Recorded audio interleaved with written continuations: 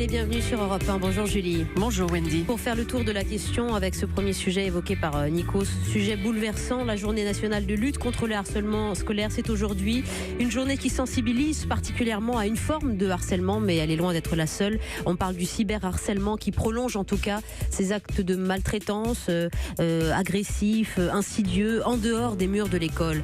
Les élèves, les parents, les professionnels, nous sommes tous concernés. Jonathan Destin, qui a été harcelé pendant 6 ans à l'école et qui a voulu en finir en se brûlant le corps, qui a survécu à cet acte terrible, est avec nous en studio ce matin avec son courage très fort pour témoigner. Lui qui aide aussi au quotidien tous ces jeunes harcelés aujourd'hui. Il aurait aimé qu'on l'aide, je l'imagine, dans son temps. Et puis à 10h, on va revivre ensemble l'épopée du sous-marin russe, le Kursk, dans lequel ont péri 123 soldats russes. C'est un film événement produit par Luc Besson qui est sorti hier au cinéma. On fait pour la circonstance le tour de la question sur les sous-marins dans le monde, en France évidemment, quelles sont leurs compétences et leurs missions. C'est une plongée vraiment dans un monde mystérieux. Après le porte-avions Julie, voilà, on vous entraîne dans le milieu des sous-marins avec un amiral chevronné et avec Charles Villeneuve ce matin. Le standard est ouvert dès à présent, vos témoignages sont fondamentaux. 39 21 50 centimes la minute et vous avez le hashtag Europe 1 pour les réseaux sociaux. 9h, 11h, on fait le tour de la question avec Wendy Bouchard sur Europe 1. Et avec nos invités, Jonathan Destin, donc bonjour Jonathan. Bonjour. Merci d'être venu de Lille spécialement pour témoigner une fois de plus après cette longue semaine, après cette diffusion lundi soir du téléfilm inspiré de votre histoire, qui a recueilli l'attention de 6 millions de téléspectateurs, sujet très fort qui est donc entré dans toutes les familles une fois de plus. Emmanuelle Piquet est avec nous, psychopraticienne spécialisée dans le traitement du harcèlement scolaire. Vous avez publié beaucoup d'ouvrages sur le sujet, comment se défendre du harcèlement notamment. Bonjour madame. Et Justine Latlan nous a rejoint, directrice de l'association e-Enfance, une association de protection de l'enfance sur internet, spécialiste en l'occurrence du cyberharcèlement, avec un numéro vert pour le cyberharcèlement. Bonjour Justine. Alors vous êtes réunis avec nous jusqu'à 10h ce matin. J'engage vraiment tous les témoignages à nous arriver parce qu'ils vont nous aider aussi à progresser dans cette question, dans ce raisonnement. 700 000 élèves concernés par le harcèlement scolaire aujourd'hui, Jonathan. Ça représente un élève sur 10, à peu près 6% des élèves. Alors évidemment, ce sont des chiffres, mais derrière les chiffres, il y a des réalités comme la vôtre, bouleversante. Moi, je n'ai pas vu le téléfilm, mais j'ai lu hier soir votre livre, qui bouleverse tout simplement. Et 7 ans après le drame, vous vous investissez avec un dévouement incroyable. Vous aidez les jeunes harcelés, ou vous aidez en tout cas à repérer ces signes de harcèlement. Jonathan, expliquez-nous. Oui. Bonjour. Bonjour. Donc j'ai été harcelé pendant 6 ans à l'école et j'ai subi aussi du racket. À la sortie de l'école. Oui, à la sortie de l'école. Oui. Et donc un jour j'ai tenté de m'immoler par le feu parce que j'en avais marre du harcèlement. Je subissais tellement de choses que c'était très dur. Et il faut dire que tout ça a duré très très longtemps, c'est pour ça que vous en arrivez à ces extrémités. 6 ans de harcèlement quasiment quotidien, Jonathan. Oui, 6 ans tous les jours, pendant tous les jours, du CM2, de l'âge de mes 10 ans jusqu'à mes 16 ans. Ça commence comment? Vous vous souvenez la première Ça fois? a commencé vraiment par des petites choses en CM2, des petits gros mots. Sur votre physique? Voilà, sur mon physique, sur mon apparence. Au début, vous ne faites pas trop attention? Voilà, au début, je ne fais pas trop attention. Puis ensuite, quand je suis rentré en 6e au collège, là, c'était de plus en plus fort. C'était des gros mots sur mon nom de famille. C'était d'être nul, d'être gros. Après c'était aussi des étapes, par exemple à chaque fois que je me rasais les cheveux, chaque fois que je me coupais les cheveux chez le coiffeur, je me prenais une claque dans la tête. Oui. Pour eux c'était une façon de dire je sais même pas exactement pourquoi. Oui. Vous sentez la bête noire à chaque fois. Il faut dire qu'en plus l'école c'est pas votre truc, c'est un peu compliqué pour vous, c'est un peu laborieux, vous mettez du temps à apprendre. Oui, j'étais dyslexie et... Oui. Et puis avec le harcèlement en plus c'était vraiment pas évident d'apprendre les cours, tout ça c'était... C'est une double souffrance, c'est-à-dire que quand vous allez à l'école, il n'y a rien de bien pour vous. Voilà, pour moi il n'y avait rien de bien, j'allais à l'école pour souffrir en gros. 6 ans de harcèlement c'est considérable. Ouais. Vous n'en parlez pas ni à vos amis, ni à vos sœurs, ni à vos parents? J'en ai parlé une fois à une de mes sœurs, mais voilà, le lendemain, en fait, j'ai eu les représailles. Et ils m'ont tapé de plus en plus fort et Du coup, à force, je n'osais plus parler à personne. À mes parents non plus. C'était très dur. Quand vous dites il, qui sont vos harceleurs à ce moment-là, Jonathan? C'était l'harceleur, au départ, c'était souvent une personne dans la classe, une ou deux personnes dans la classe. Puis ensuite, quand ils voyaient que ça marchait, quand ils voyaient que ça me faisait rien, quand ils me traitaient de tous les noms, tout ça, ça pouvait être toute la classe entière en fait.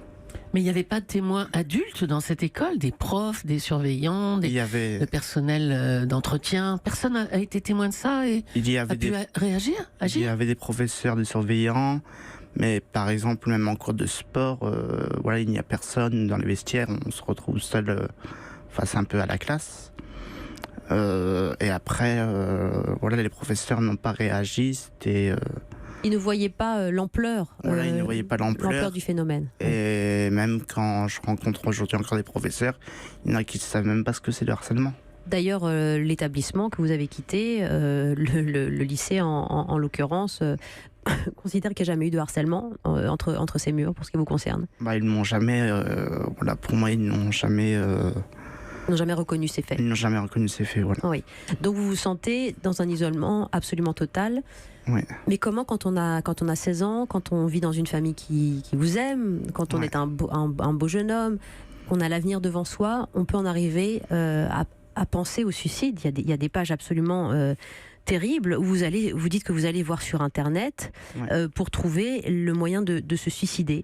Ma vie était mauvaise, insupportable, et mourir était la solution pour arrêter. Me retrouver dans un autre monde, écrivez-vous, au calme, un monde que j'imaginais sans méchanceté, sans école. Je pensais tous les jours au suicide, le soir et la journée aussi, quand je me faisais embêter à l'école. Ça devient une obsession ? Voilà, ça devient une obsession. Après, quand en fait les harceleurs me traitaient de gros porc, ils me disaient tu sers à rien, à force en fait j'y croyais. Vous vous sentez inutile et pas simplement à leur yeux. Voilà, exactement. À force de l'entendre tous les jours sans cesse, j'y croyais et je pensais ce qu'ils disaient. Et vous dites à ce moment-là il vaut mieux disparaître. Et voilà, et après moi je me disais la douleur que je vivais tous les jours à l'école ne pouvait pas être pire de la douleur de mourir, quoi. C'est terrible, c'est-à-dire que vous comprenez aussi, j'imagine si bien ce petit garçon Charlie, il a 7 ans. 7 ans. Et il se fait taper par un autre petit garçon, Nathan, et il veut rejoindre le bon Dieu. Comment aujourd'hui on peut imaginer de tels cas? Mais vous le comprenez, le petit Charlie? Oui, mais c'est très dur à entendre. Je veux dire, c'est vraiment pas facile. Je le comprends. Parce que c'est ce que vous aviez dans la tête. Mais voilà, ce que j'ai vécu, c'est ce que j'avais dans la tête. Mais vous l'aviez à 16 ans et pas à 7 ans. Oui. Mais ça peut exister pour vous aussi. Mais oui, ça peut exister à tous les âges. Et voilà pourquoi un jour de février 2011, vous décidez d'en finir, vous achetez un litre d'alcool à brûler, vous le repeindez sur vos vêtements, vous mettez le feu et vous êtes brûlé à 72%. Ouais. 2 mois de coma, 20 opérations plus tard. Vous avez aujourd'hui 23 ans. Jonathan, on est ravi de vous voir debout, fort aussi, face à l'adversité. Et aujourd'hui, vous qui vous sentiez inutile, vous êtes plus qu'utile aux autres. Oui. Dans votre quotidien. Vous nous racontez tous les courriers que vous recevez aujourd'hui ? Oui, j'en reçois énormément. Depuis la sortie du livre, depuis les hôpitaux, j'en recevais même à l'hôpital quand j'étais à Paris. Je recevais des lettres, des cartes postales. À chaque anniversaire, je reçois des cartes postales. C'est vraiment quelque chose qui est un peu qui me fait beaucoup de bien. Qui vous fait du bien, alors que 6 millions de Français ont suivi votre histoire sur TF1, adaptée de votre récit, Condamné à me tuer, et qu'aujourd'hui vous aidez avec votre association les jeunes harcelés. On va revenir justement sur le concret d'aujourd'hui et sur les drames liés au harcèlement et surtout les solutions pour les éviter, ces drames-là, parce que c'est inqualifiable, inacceptable et insupportable aujourd'hui. Jonathan Destin est avec nous. Emmanuelle Piquet, psychopraticienne, va nous permettre de comprendre comment on peut se défendre du harcèlement, comment on peut aider ces enfants aujourd'hui victimes, ainsi que Justine Atlan. Merci pour votre témoignage, Jonathan. Vous restez avec nous, vous nous éclairez évidemment. Pierrette et Magali nous rejoignent et veulent témoigner à leur tour. On fait le tour de la question avec la Banque Française Mutualiste. Banque Française Mutualiste, la banque de chaque agent du secteur public. 9h-11h, Wendy Bouchard sur Europe 1. Un jeune sur 10 est harcelé à l'école. Pourquoi ne réussit-on pas à contrôler ces violences en milieu scolaire? Wendy Bouchard. Avec Jonathan Destin qui témoigne, il a été harcelé pendant 10 ans, il a tenté de mettre fin à ses jours, il est aujourd'hui bien debout et il aide tous ces jeunes harcelés. C'est très fort de vous avoir avec nous, Jonathan Destin, pour nous aider à comprendre. Avec les femmes qui nous entourent, Emmanuelle Piquet, psychopraticienne spécialisée dans le traitement du harcèlement scolaire. Et Justine Atlan, directrice de l'association e-Enfance. Mesdames, il y a une réalité complexe, il n'y a pas qu'une forme de harcèlement évidemment. Il faut dire que le gouvernement met l'accent sur le cyberharcèlement. Aujourd'hui, Justine Atlan, qui dépasse les simples murs de l'école. Alors, il a vécu ça en partie, Jonathan Destin, pas sur Internet, mais le fait que ça dépasse avec le racket en dehors de l'école. Le cyberharcèlement, c'est encore plus vicieux, j'allais dire. Oui, enfin bon, on va pas faire une échelle de traumatisme et de l'horreur, mais c'est vrai qu'effectivement, ça rajoute une couche dans la mesure où ça vous poursuit en dehors de l'école, y compris à la maison, qui est l'endroit où on va se réfugier, et essayer de retrouver de la sérénité, de l'apaisement, de la sécurité affective éventuellement, et où là, ça continue à vous polluer. Donc l'impression d'impasse dans laquelle on se trouve, on la ressent physiquement, y compris dans sa chambre. C'est-à-dire qu'il n'y a aucun lieu finalement où on est protégé des agressions, de la violence. Sur tous les réseaux sociaux, il y en a un en particulier? Non, il n'y en a pas un en particulier, c'est pas propre à un en particulier. Et bien évidemment, on va dire que celui qui est le plus utilisé aujourd'hui par les jeunes est celui où ça se passe le plus. Mais ça, c'est mécanique. Mais il n'y en a pas un qui sollicite, favorise plus particulièrement. Il y a les textos aussi, les SMS. Il n'y a pas que les réseaux sociaux. Oui. On peut contourner un jeune qui va vouloir se protéger justement en n'allant pas trop sur les réseaux sociaux. Il va quand même recevoir des messages sur ses SMS, sur des messageries. Il va y avoir des groupes qui vont être créés en son nom contre lui. Donc incroyable. Même s'il n'est pas dedans, ça va exister. Il va le savoir évidemment parce qu'on va s'arranger pour qu'il le sache. Ouais. Donc il y a vraiment cette espèce d'oppression qui vient vous retrouver avec une violence en plus qui est écrite. Donc c'est de l'oralité écrite, c'est-à-dire qu'il y a tout le déchaînement de la violence des injures, mais qu'on peut malheureusement aller regarder, revoir. Donc, et c'est vrai qu'on a du mal à comprendre pourquoi, mais c'est vrai que quand on est agressé comme ça, c'est difficile de dire couper, bloquer, arrêter de regarder. Non, on a une espèce de fascination à revoir, à regarder est-ce que c'est bien vrai, est-ce qu'on m'écrit bien ces choses-là, mais qui est dedans et qui rajoute et qui aime et qui like. Donc on se fait du mal à soi-même, mais on n'y peut rien. Et d'ailleurs c'est fait pour, c'est assez pervers comme fonctionnement, mais c'est efficace. Et donc voilà, donc c'est difficile de s'en sortir. Souvent effectivement on dit, il y a une maman qui dit il a été harcelé par son meilleur ami. Il y a aussi ça que les gens comprennent pas. Ils ont l'impression que le harcèlement c'est forcément des gens extérieurs avec qui on n'est pas en lien. Bien au contraire, c'est souvent des gens avec qui on est en lien, des gens avec qui on aimerait bien être amis, avec qui parfois ils sont sympas. Un jour ils vont être sympas, c'est pas non plus tout le temps horrible. Parfois ils sont sympas, puis demain ils sont pas gentils. Mais voilà. La description que vous faites, j'ai l'impression, c'est la proie, la meute, la traque. On est dans quelque chose de bestial. C'est pour ça d'ailleurs qu'il y a une nouvelle loi là sur les violences sexuelles qui effectivement a créé une nouvelle infraction de raid numérique, justement, de meute. C'est-à-dire ça s'appelle le harcèlement en meute. C'est-à-dire le fait qu'effectivement que tout le monde se regroupe pour une cible qui va avoir plein de harcèlement en ligne. Moi personnellement, je vais pas forcément avoir beaucoup d'actes de harcèlement, mais comme on va être 250 à avoir peut-être un seul acte, c'est comme un lynchage ou une lapidation. Je ne jette qu'une pierre, mais tout le monde en jette en même temps, donc la victime elle est harcelée. Mais qu'est-ce qui se passe dans la tête de ces enfants? Si vous aviez la réponse si simple, Emmanuelle Piquet, on n'en parlerait pas depuis des années, mais comment on en arrive à ce tel degré de méchanceté, d'horreur, de méchanceté gratuite? En fait, je crois qu'il y a un point qui est extrêmement important, qui est celui de la popularité. Et si on ne prend pas ça en considération, on ne peut pas comprendre les faits de harcèlement. La popularité, c'est une espèce d'angoisse qui est assez moderne. C'est-à-dire que moi qui suis une vieille femme, j'étais pas forcément, je vivais pas ça exactement dans ces degrés-là. Mais aujourd'hui, les enfants, d'une façon générale, les préados et les ados encore plus, sont absolument obsédés par une seule crainte, c'est celle de se retrouver tout seul sur un banc à faire semblant d'envoyer des SMS. Oui. C'est une histoire de survie psychique. Et donc, ils sont prêts à faire un certain nombre de choses pour que ça n'advienne pas. Le harcèlement est une solution, je mets tous les guillemets qui s'imposent évidemment, est une solution pour se retrouver au-dessus, pour faire tellement peur, parce que c'est une popularité assise sur la terreur en fait, mais c'est une popularité qui fait qu'à un moment donné, en effet, les témoins ne disent rien, les témoins se soumettent, les témoins suivent, parce que d'une certaine manière, ils ont trop peur d'être le prochain sur la liste. Et cette espèce de jouissance, de pouvoir absolu, qui, en effet, on le voit quand Charlie parle, il y a au CP par exemple un jeu assez ancestral qui est très connu, qui est que ce jeu de la contamination où un enfant en fait est pris comme victime donc de ce jeu-là, et en fait chaque fois qu'il arrive dans une pièce ou chaque fois qu'il arrive dans un endroit, tous les autres enfants s'écartent comme s'il était contagieux, comme s'il était, comme s'il contaminait en fait. Le pestiféré. Le pestiféré, c'est une métaphore de sa non-popularité. Vous voyez ce que je veux dire? C'est-à-dire que on ne s'approche pas de quelqu'un qui n'est pas entouré, qui n'est pas socialement correct en fait, parce que ça peut être contagieux. Donc je crois vraiment qu'il y a deux choses. Il y a la popularité, cette espèce d'obsession absolue il faut aussi admettre que ce sont des enfants dont les parents regardent en permanence les likes qu'ils ont sous leur poste. Je veux dire, c'est pas par hasard aussi, s'il y a une espèce d'inquiétude très forte comme ça des enfants, c'est que les parents eux-mêmes sont très inquiets. Encore une fois, moi, quand j'étais petite, quand je rentrais de l'école, ma mère me demandait pas si ça s'était bien passé avec mes copains. Ma mère me demandait combien j'avais eu en maths. C'était assez peu brillant. Alors qu'aujourd'hui, la plupart des mamans posent énormément cette question-là, beaucoup. Elles vont, par exemple, moi j'ai la chance de former des enseignants juste avant qu'ils prennent leur classe en autonomie, des professeurs des écoles. Ils disent que en moyenne section de maternelle, par exemple, vers le mois de décembre, les mamans arrivent et demandent à la maîtresse combien il y a eu d'anniversaires depuis le début de l'année. Et quand la maîtresse dit, je sais pas, 10, les mamans disent, ah d'accord, 2 sur 10. Et elles mettent implicitement une note, en fait, sur les compétences relationnelles de leurs enfants. Donc, c'est des enfants qui sont très scrutés, vous voyez, sur leurs compétences relationnelles. Donc, ça les met dans des espèces de double contrainte où c'est extrêmement compliqué de se dire, il faut que je sois aimé, il faut que je sois cool, il faut que tout le monde soit copain avec moi, il faut que je sois dans la bonne bande.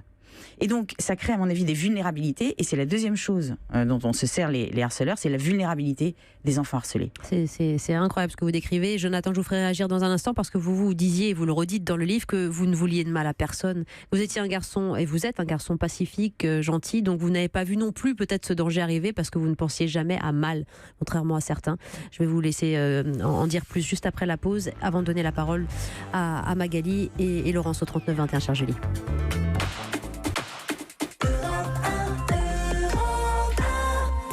La violence en milieu scolaire, on en parle avec Wendy Bouchard et ses invités jusqu'à 10h. Avec la difficulté, quand on est enfant harcelé, de tenir face à l'adversité, d'aller à l'école, qui ne devient plus un plaisir, évidemment, qui est une souffrance. Et c'était votre cas, Jonathan Destin, qui, après de longues années de harcèlement, 6 ans de harcèlement et de raquettes à l'école, a voulu mettre fin à ses jours en s'immolant. Condamné à me tuer, c'est le titre de votre ouvrage. Aujourd'hui, vous avez 23 ans, vous vous redressez et vous aidez ces jeunes harcelés. Jonathan, vous avez entendu Emmanuel Piquet parler de l'effet popularité. Voilà comment une meute se constitue. Ce qui choque Adeline, elle nous écrit de Paris, c'est l'effet de groupe qui est terrible lorsque toute une classe se ligue contre un seul enfant. Mais vous nous l'avez bien expliqué, l'une et l'autre. Est-ce que vous avez, vécu ça aussi, Jonathan ? Oui, moi aussi j'ai vécu ça. Voilà, c'est... Toute la classe ? Toute la classe, voilà, contre moi, Et c'est vrai que c'est très dur à vivre Et on sent pas les choses arriver, quoi. C'est progressif. Oui, on sent pas les choses arriver. Au départ, quand il y avait une personne qui me harcelait, une personne qui se moquait de moi, je faisais tout pour pas être vu, quoi, oui, pas être remarqué. Je me cachais toujours, même en récréation, je me cachais dans les cages d'escalier. J'allais pas en récréation ? Non, la plupart du temps, j'essayais d'être près des professeurs, dans les cages d'escalier ou dans les toilettes où il y avait personne en fait.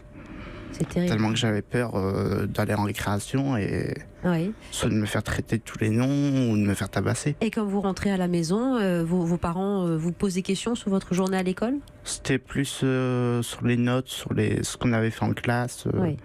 Ce que j'avais fait en classe, ce que j'avais travaillé, beaucoup les devoirs. Voilà, cela dit, ce sont les questions logiques qu'on se pose, notamment quand on est parent. Et Emmanuel Piquet, vous parliez tout à l'heure des anniversaires. Par exemple, l'effet popularité, lorsqu'un enfant est plus invité qu'un autre dans un anniversaire. Voilà, exactement. C'est-à-dire que cette popularité de son enfant est quelque chose qui est devenu un sujet de préoccupation aussi des parents. Bien sûr. C'est pour ça que je dis que ça fait partie des ingrédients, en fait, finalement, du harcèlement. La maman demande au professeur, il y a eu combien d'anniversaires cette année ? Oui. On lui dit 10 et elle se rend compte que sa petite fille n'a été invitée qu'à 2. Voilà, pardon, j'ai vraiment pas été claire. C'est exactement ça. C'est bien parce et on doute justement de l'intégration de son propre enfant. Exact. Magali nous appelle de Lagny-sur-Marne. Bonjour madame. Bonjour madame. Bonjour Wendy Bouchard et bonjour à tous vos invités et un grand merci et continuez votre lutte, Jonathan. Eh bien voilà, il est là, il vous écoute, vous pouvez converser avec lui, Magali. Merci. Il a beaucoup de courage, vous qui avez un fils quasiment du même age. Il a quel âge votre fils ? Oui, il a 21 ans, c'est-à-dire en 2010, je voyais mon fils changer, maigrir. Tout le monde me disait il a quelque chose, maigrir. Puis ça n'allait pas, il avait des tics, des tocs. Bon, c'est tout, je mettais ça sur le dos de l'école. Et en fait, il a été hospitalisé en pédopsychiatrie parce que ça n'allait pas du tout. Et je me suis rendu compte que c'était son meilleur ami qui l'embêtait. Son meilleur ami, oui. Oui, et puis on n'a jamais su ce qui s'est réellement passé. Alors quand je suis allée à l'école en fin d'année scolaire, j'ai récupéré ses affaires. Oui. J'ai prévenu les enfants, j'ai dit faites attention, parlez Alors les enfants parlent de tous les sujets actuellement, mais n'osent pas parler à leurs parents. Et c'est ça le gros souci. Oui. Est-ce que vous savez pourquoi votre fils, dont vous êtes proche, n'a pas pu vous parler, Magali? On ne sait pas, on ne saura jamais. Peut-être que dans 20 ans, je le saurai. Je ne sais pas, il ne m'a jamais dit ce qui s'était passé. Mais j'avais cet enfant en face de moi, et je vais vous être mal poli, j'aurais foncé dans le lard. Oui. Écoutez, je l'ai bien regardé fixement, je lui ai dit, toi, je sais que tu as fait du mal à mon fils, mais je vous jure que si j'avais pu lui dire en face, je me suis retenue, hein. Mais vraiment, si j'avais pu, je l'aurais fait. Oui, il y a ce côté des alerter les autres enfants surtout. Oui, alors ça c'est très important. On va parler de comment on forme les autres enfants. Pierrette va témoigner sur la formation aussi des professeurs. Mais comment on explique, Emmanuel Piquet, le fait qu'il soit si difficile pour un enfant harcelé de parler de cela à ses parents? Ça tient de la honte parfois, le harcèlement? Alors, la gêne? Je ne suis pas sûre que ce soit le plus fondamental. Le plus fondamental, c'est d'abord cette peur de faire de la peine à la personne qui nous est le plus chère. Parce que, sincèrement, la douleur parentale associée au fait d'avoir un enfant harcelé, malmené, brutalisé, ostracisé, etc., c'est quelque chose d'animal, là, pour le coup, aussi, comme douleur. On a, comme dit cette maman, on a juste envie de foncer dans le lard de tout le monde, en fait, hein, très clairement, parce que c'est juste horrible. Et ça, les enfants harcelés, qui souvent sont très sensibles, le savent. Donc, premièrement, ils veulent protéger leurs parents. La deuxième chose qui est très importante à bien comprendre, et c'est compliqué à comprendre, c'est que souvent aussi, ils se disent, si je le dis, les parents vont faire des choses qui risquent de se retourner contre moi. Oui. Pas avec tout leur amour, toute leur bienveillance, toute leur intelligence d'une certaine manière, tout leur bon sens. Pire que mieux. Ça risque d'être pire que mieux, ils le sentent, confusément, même s'ils ne savent pas exactement le verbaliser, et donc ils préfèrent ne pas parler en se disant c'est horrible mais ça restera comme ça va pas. Ça a été pire dans votre cas, Jonathan, c'est que les racketteurs vous ont dit si tu parles, si tu ne donnes pas le fric, on va tuer ta famille. On fera du mal, on tuera tes parents et on menacé de mort. Et donc là, évidemment, c'est un cercle fermé de vices et d'horreur, Justine Atlan. Oui, enfin, alors, moi je trouve ça très important que les parents, effectivement, soient présents dans cette boucle parce que c'est à eux d'identifier un mal-être, puisqu'ils se voient malgré tout leur enfant en tête à tête et ils sont plus capables de le connaître et de repérer des changements de comportement. Néanmoins, l'enfant, il est harcelé à l'école, dans un environnement où les parents sont totalement absents. Donc c'est très compliqué d'aller porter cette culpabilité, ce poids du repérage, de l'identification et de trouver la solution aux parents. Les parents, quelque part, sont les plus mal placés pour aller régler ce problème de harcèlement qui se passe entre camarades de l'école. Excusez-moi, mais ce sont les autres adultes à qui les parents confient leur enfant 8 heures par jour qui ont cette responsabilité-là. C'est eux qui sont présents et c'est, alors pas forcément aux profs, mais à ces types d'adultes-là que les enfants doivent pouvoir s'adresser. C'est eux qui doivent les protéger et les aider, c'est pas les parents. Et la médiation par les pères, on va en parler. Voilà, il y a plein de choses, mais ce ne sont pas les parents. Juste après la pause, Julie, et j'accueillerai Lucas dans cette réflexion. Il a 21 ans. Il nous appelle d'Angers. Lucas, merci de votre courage. Vous qui avez été victime de harcèlement de 11 ans à 15 ans et qui souhaitait aussi témoigner dans cette émission. À tout de suite sur Europe 1. Avec Wendy Bouchard. Europe 1. L'éducation nationale est-elle responsable du harcèlement scolaire? C'était la question Facebook qu'on a posée. Alors? Oui, à 65%. Oui. C'est pas beaucoup en fait. Non, c'est pas beaucoup, mais les parents sont peut-être un peu déchirés sur cette question-là. Hein. Oui, il y a eu 5900 votes, 65% pensent que l'éducation est responsable. L'éducation nationale est responsable. Et voilà, comment l'éducation peut lutter contre ces cas de harcèlement à l'école? Un enfant sur 10 harcelé au cours de sa scolarité avec des dérives morbides, des suicides, des tentatives de suicide, des dépressions, des décrochages, des transformations physiques. Magali nous parlait de son fils amaigri. Vous aviez aussi beaucoup maigri, Jonathan, en destin. J'ai perdu une dizaine de kilos en un mois et demi. Et parce que rongé de l'intérieur. Oui, voilà, c'est très dur. Ouais. Je maigrissais, je mangeais plus. Je mangeais plus le soir en arrivant. Dès que j'arrivais à la maison, j'allais dans ma chambre et je pleurais. Ah oui, donc c'est une dépression, ce que décrit Jonathan, Emmanuel Piquet. Oui, tout à fait. Donc, il y a vraiment des signes physiologiques, il y a des signes psychiques, il y a ce que disait Jonathan très justement, c'est-à-dire cette espèce d'effondrement intérieur où on a l'impression qu'en effet, on est même plus valable pour vivre, quoi, je veux dire. Donc, on évite de tout. Donc ça crée de la dépression, c'est clair. Lucas est avec nous, vous nous appelez d'Angers. Bonjour Lucas. Bonjour Annie, bonjour à tous. Merci Lucas de venir témoigner, comme Jonathan le fait ce matin. Vous avez été victime de harcèlement de 11 ans à 15 ans. Racontez-nous comment ça se concrétisait et comment vous en êtes sorti, Lucas. Alors c'est 4 très longues années. Petit aparté déjà, je voudrais m'adresser à Jonathan pour lui dire merci. Déjà son livre aussi éveillé un peu ma conscience et m'a aussi permis de m'impliquer dans le combat déjà. Car vous faites aussi des interventions de prévention aujourd'hui dans les écoles, dans les collèges ? Absolument. Maintenant, je fais des interventions de prévention. Alors, j'ai mis du temps déjà à mettre des mots sur ce que j'avais vécu. Oui. J'ai mis du temps à pouvoir en parler. J'ai mis du temps à pouvoir verbaliser. Il y a encore quelques temps, je pense que j'aurais été incapable de parler de ça. Maintenant, effectivement, j'interviens dans les établissements scolaires pour essayer de prévenir au plus le phénomène, parce que on peut pas se permettre de briser aussi jeune le destin d'un gamin, d'un ado.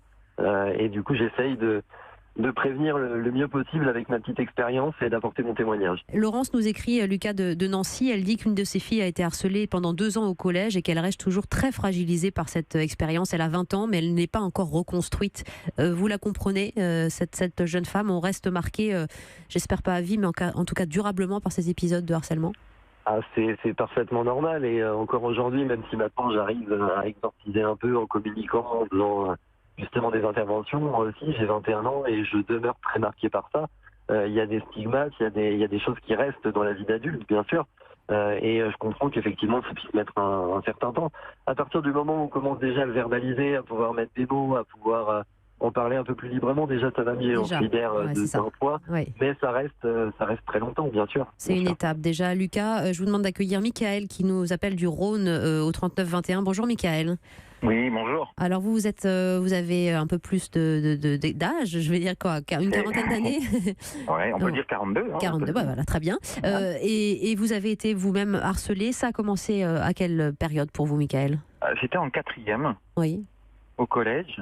Ça a duré 4e, 3e. Oui. Et c'était tous les jours, et c'était toute la classe.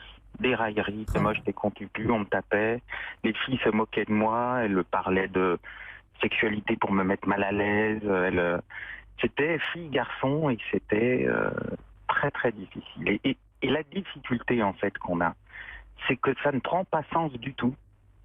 C'est que quand il nous arrive quelque chose, on essaie de comprendre. Et là, il n'y a pas de sens. C'est parce qu'il n'y a pas de réponse au pourquoi. Oui.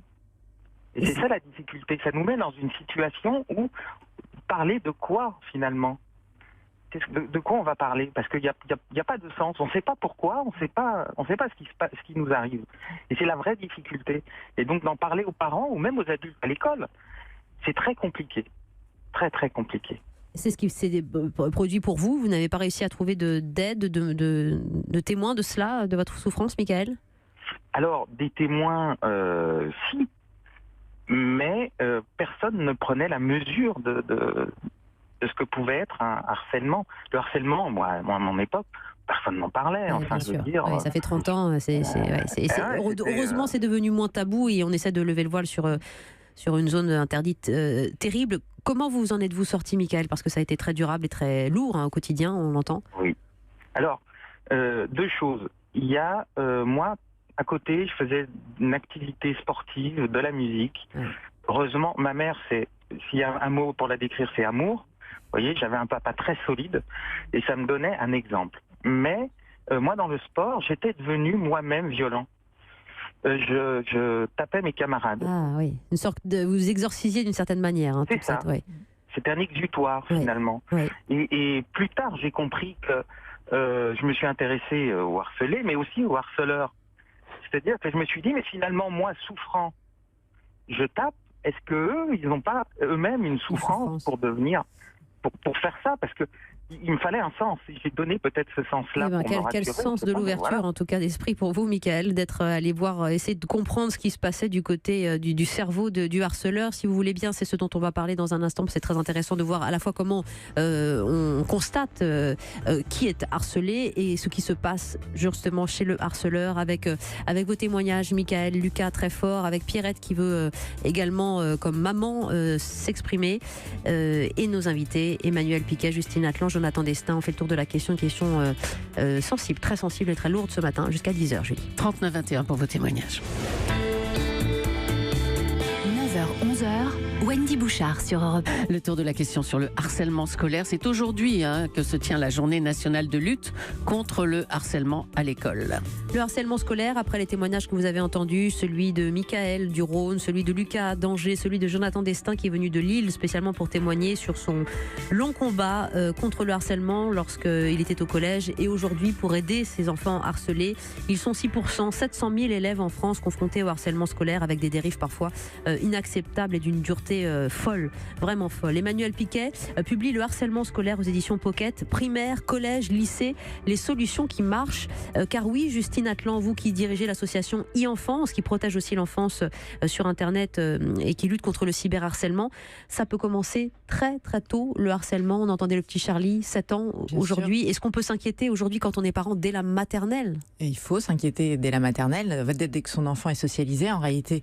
Mais vous voulez dire même à la crèche? Mais oui, dès que l'enfant est socialisé, dès que l'enfant sort de la maison, est avec d'autres. Il est exposé? Il est dans une collectivité qui n'est plus celle de la famille, des parents, qui, quand ils fonctionnent correctement, est dans effectivement la bienveillance et la sécurité. Et donc là, il s'expose à du lien, il devient un être social, donc qui est en lien avec d'autres. Et là, effectivement, il va y avoir des paramètres qui vont tout de suite se mettre en place par rapport à d'autres qui ont d'autres compétences sociales. Un enfant tout petit, déjà, il est habité par ses compétences sociales qu'il a plus ou moins, son estime de lui qui est déjà construite, donc il a plus ou moins, qui vont créer des vulnérabilités dont parlait effectivement Emmanuel, et l'estime de soi en est une forte vulnérabilité qu'on a plus ou moins, et où effectivement le regard de l'autre va avoir plus ou moins d'impact et de résonance en vous. Soit vous avez une estime de vous suffisamment forte et le regard de l'autre vous atteint plus ou moins, soit vous avez une estime de vous assez faible et là le regard de l'autre va prendre toute la place. Donc ce que pense l'autre de vous, c'est ça qui est important et qui est vrai, plus que ce que vous pouvez ressentir, et donc ça vient de plus en plus fort et ça vous écrase intérieurement, et donc ce que vous pensez, ce que vous êtes n'existe pas, et c'est la parole de l'autre qui est vérité. Oui, et c'est ce qui s'était passé avec vous, Jonathan, c'est que vous n'aviez pas une grande estime de vous, vous étiez plutôt un garçon timide, réservé, qui ne voulait de mal à personne, mais qui ne s'aimait peut-être pas beaucoup, qui ne savait pas se défendre, qui ne voulait pas se défendre. Oui, voilà, j'aimais pas mon corps en fait. Ah oui. J'avais du mal à accepter mon corps parce que j'étais assez enrobé. D'accord. Et voilà, Déjà vous-même, vous vous disqualifiez. Voilà, ouais. J'avais pas confiance en moi, je me disais toujours t'es nul. J'écoutais vraiment les harceleurs et je me le disais aussi à moi-même. Et c'est ça qui est terrible chez le harceleur, c'est qu'il sent la proie, pour revenir à cette métaphore terrible de chasse, quoi. Il sent celui qui peut être harcelé. Il sent la vulnérabilité. Et n'importe quel enfant peut être vulnérable, c'est très important. C'est-à-dire que différents moments de sa vie. Voilà, c'est-à-dire qu'il n'y a pas d'enfant spécialement différent qui serait plus harcelé que les autres. N'importe qui ici sur ce plateau peut être vulnérable à un moment donné, et ça ils le sentent. Les ados et les pré-ados ont un radar extrêmement précis pour sentir ça, et donc ils y vont. Et si en effet il n'y a pas de riposte, il n'y a pas de conséquences négatives pour eux, en termes d'inconfort, ils continuent. Et donc il n'y a toujours pas de riposte, et donc ils continuent. Et 100 fois, 1000 fois. Et c'est ça en fait, le cercle vicieux du harcèlement. Pierrette est avec nous au 3921. Bonjour Pierrette. Bonjour, vous m'entendez? Je vous entends très bien Pierrette. Oui. Quel âge avez-vous? J'ai 30 ans. Et vous avez un fils de quel âge? Il a 10 ans. Et il a été victime de ces faits de harcèlement? Oui, ça s'étend maintenant sur 2 ans. Ça continue? Depuis l'année dernière, oui, ça continue. Nous, on a ressenti le changement d'attitude et calme, où il ne voulait pas aller à l'école. Pourtant, c'est un enfant qui aime l'école, qui aime être avec les autres, parce qu'il est fils unique à la maison, donc il aime être avec les autres. Et on a vu un changement assez radical de son attitude. Donc, dans un premier temps, on ne comprenait pas, suite à un déménagement, on s'est dit peut-être le temps d'adaptation, mais avec le temps, de plus en plus introverti. Et pendant un dîner où on discutait, avec son papa, on a forcé un petit peu pour savoir qu'est-ce qui se passe. Et là, ils font en larmes pour nous dire que il était frappé. Il y avait des enfants qui lui couraient après dans la cour de récréation, qui le frappaient, qui lui disaient des choses blessantes, qui n'osaient pas. Il me dit maman, je veux même pas le dire. Parce que j'ai pas envie de dire ce qu'il me dit. Donc tout de suite j'ai été voir la directrice complètement paniquée en se disant mais c'est quand même grave. Est-ce qu'ils sont au courant? Visiblement non. Ça a pris un degré au-dessus parce que il rentre seul le mercredi. Il a été happé à l'extérieur de l'école. Oui. Par 3 enfants qui l'ont mis à terre. Ce qui m'a le plus sidéré, c'est qu'il y avait des parents d'élèves qui passaient devant, qui voyaient la scène et qui n'ont rien fait. Donc il a été mis à terre, il est arrivé à la maison, il m'a appelé tout de suite en larmes en me disant qu'on l'avait frappé, qu'il avait été mis à terre. Donc le lendemain, pareil, j'ai été voir la directrice, pour le coup qui a été vraiment très réactive là-dessus, je tiens à le préciser. Oui. Elle a eu une bonne réaction, elle a eu Ethan, mon fils, elle l'a emmené dans la cour de récréation pour lui demander quel enfant avait agi de la sorte. Donc les enfants concernés ont été approchés, les parents ont été mis dans la boucle. Moi, mon idée vraiment dans la révolte en me disant ce n'est pas possible, c'était d'aller porter plainte. Mon mari m'a dit ça va pas résoudre le problème, il faut qu'on essaie de comprendre. Donc les parents de ces enfants-là nous ont fait un mot d'excuse. Et derrière, moi j'apprends que Ethan, quand il a été subi des violences, dans un premier temps, il a été voir sa maîtresse, ça c'est vraiment plus glaçant, qui lui a dit écoute, moi ça ne me regarde pas, ce qui se passe à l'extérieur, ce sont tes parents qui s'en occupent. Je me dis mais les enseignants, c'est un peu les confidents, il était se confier et on l'a envoyé bouler comme ça, sans essayer de comprendre ce qui s'est passé et nous alerter nous. Moi je n'ai pas du tout été alertée par son encadrement de l'année dernière. Donc il est rentré dans un climat où il a peur de violence. Il se dit non, il va me frapper. Tel dit ça à l'école. On dirait qu'il y a des espèces de caïds un peu dans les cours de récréation qui font leur loi et les enfants sont en panique. Et ça, derrière, personne ne fait rien. Alors Pierrette, votre témoignage est très fort. Si vous voulez bien, juste après la pause, on va revenir sur ce que vous venez de dire pour essayer de voir quelles sont les solutions dans les écoles aujourd'hui, dans les actions de sensibilisation pour mieux former les professeurs. C'est pas normal qu'un professeur aujourd'hui vous dise c'est aux parents de s'en charger parce que ça se passe en dehors des murs de l'école. Ça, et on comprend votre souffrance sur le sujet. Pierrette, on vous retrouve dans un instant avec nos invités. Encore quelques secondes pour faire le tour de la question sur un sujet si fondamental. À tout de suite avec Julie. Le harcèlement scolaire et sa violence, on en parle avec Wendy Bouchard et ses invités jusqu'à 10h. Et s'il vous plaît, répondez à Pierrette qui nous appelait des Yvelines. Elle est avec nous, elle a 30 ans, son fils a 10 ans, victime de harcèlement. Elle a l'association que les professeurs ne sont pas formés pour défendre son fils. Emmanuel Piquet, vous êtes psychopraticienne, vous écrivez notamment « Je me défends du harcèlement » chez Albin Michel et le harcèlement scolaire en question chez Talandier.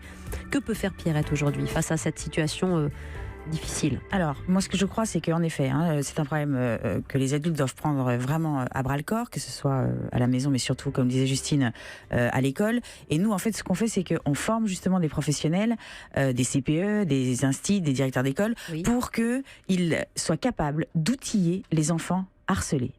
Les outiller de façon verbale, de façon comportementale, pour que, en plus de l'empathie, parce qu'évidemment, en plus là, il manquait l'empathie, il manquait l'accueil, évidemment, de l'émotion, mais ça, c'est quand même la base, et ça, tout le monde le fait aujourd'hui au sein de l'éducation nationale.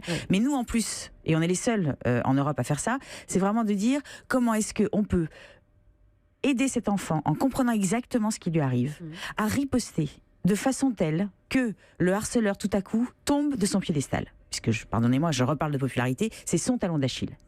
Il le fait toujours en bande, il le fait toujours devant ses courtisans.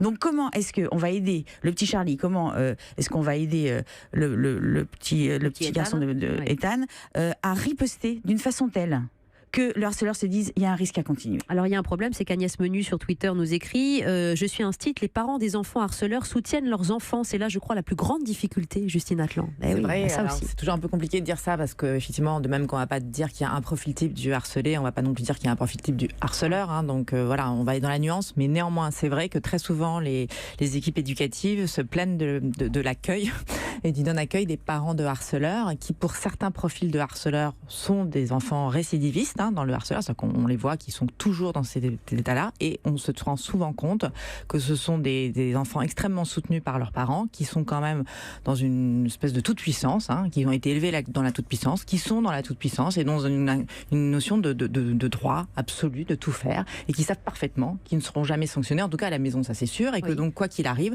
c'est l'école qui va être responsable, c'est les autres qui vont être responsables, mais nous les parents, voilà. Et donc ça c'est vrai que c'est très compliqué quand vous n'avez pas le soutien de ces enfants-là. Et ben c'est vrai que ces enfants-là, si l'école n'est pas capable, puisque à l'école on se socialise, on apprend la loi, la règle, autre que celle de la famille justement, celle de la société et du rapport aux autres, c'est l'école qui doit incarner ça, les principes de la République comme dit le ministre, mais effectivement les lois qui nous régissent dans la société, dans nos relations tous ensemble. Si l'école n'est pas capable, lui, de dire l'école, voilà, nous on respecte la loi et c'est interdit d'aller faire du mal à quelqu'un, de l'injurier, de l'inciter au suicide, tout ça c'est illégal et donc on sanctionne. Il y a des sanctions à l'école qui sont pas répressives, qui sont éducatives. éducatives qui sont faites pour ça. Et ça, c'est à l'école de mettre en place et que le parent doit s'y soumettre. Notamment mise en place depuis 2 ans d'un dispositif que le ministre de l'Éducation nationale veut généraliser aujourd'hui, celui des élèves ambassadeurs qui font le guet pour éviter que d'autres subissent le même harcèlement. C'est-à-dire que voilà, c'est vraiment là, vous seriez aidé par vos pairs. Est-ce que cela vous aurait aidé, Jonathan Destin, d'avoir des référents de votre âge, quasiment dans votre établissement, et pas des adultes auxquels il est plus difficile de se confier? Oui, je pense que oui, ça aurait pu m'aider de voir quelqu'un qui sensibilise les personnes face au harcèlement. Oui, et en l'occurrence, des personnes qui eux aussi ont vécu ce cercle vicieux. C'est ce que vous faites aujourd'hui et voilà, je crois que votre utilité est énorme. Oui, je pense que ça aurait pu m'aider. Oui, et vous le faites pour cela aussi, Jonathan. Je rappelle votre association, elle est très importante, www.jonathondestin.com, avec toutes vos actions de sensibilisation. Un numéro à rappeler également, Julie, fondamental.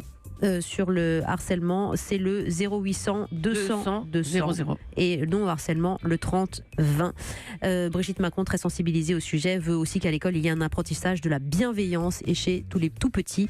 Ce n'est pas seulement sur Internet que ça se passe, Julie. Et puis ce message de Chris qui peut être une conclusion, les harceleurs ne sont jamais radiés de l'école, ce sont les victimes qui sont obligées de fuir ou de déménager. Et ça, on dit non, on dit stop au harcèlement scolaire en cette journée de sensibilisation. Merci infiniment. Le harcèlement scolaire chez Pocket, c'est le livre d'Emmanuel Piquet avec vos centres de thérapie chagrin scolaire. Justine Atlan, votre association e-enfance qui protège l'enfance sur Internet, et Jonathan Destin. Merci pour ce que vous faites aujourd'hui. Continuez et on vous recevra pour voir aussi l'évolution des choses. Merci. Merci beaucoup, Jonathan. À tout de suite. 9h-11h, Wendy Bouchard sur Europe 1.